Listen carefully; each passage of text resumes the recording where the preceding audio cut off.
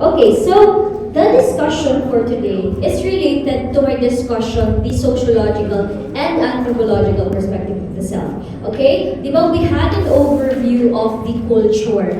We acknowledged that the culture influence your identity as a person. Okay? So right now, let's distinguish yung Western and Eastern culture. Okay? So, before anything else, since this is our last meeting for today, we will have a recap of what happened last week or last classes natin, all throughout Module 1. So, we discussed philosophical perspective of the self, right? We looked into the internal force that influence your development. We discussed several philosophers looking into their concepts and how do we relate their concepts to the self. Okay? Next, we discussed the external forces that influence your development, the culture and society.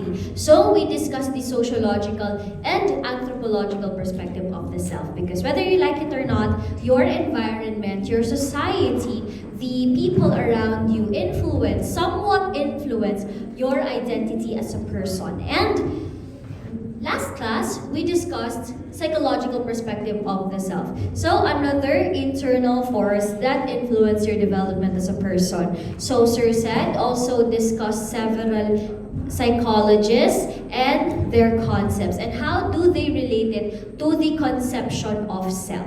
Okay? So right now again, our last lesson for Module 1, it's another external forces that influence our development as a person. It's related to the culture. So we will be distinguishing the Eastern and Western culture. And later, if we have time, I hope we can still have the activity. Because after this one, after my discussion, we will have a SLE na instruction, na mag-instruction na tayo sa SLE, which will be the activity in Module 2, guys. So, pagka ngayon, di ba kayo lang nakaupo, pagka Module 2 and even Module 3, most of Module 3, kayo na yung dito in front, you would be conducting SLE. So, later we will be explaining what is this SLE or Structured Learning Experience.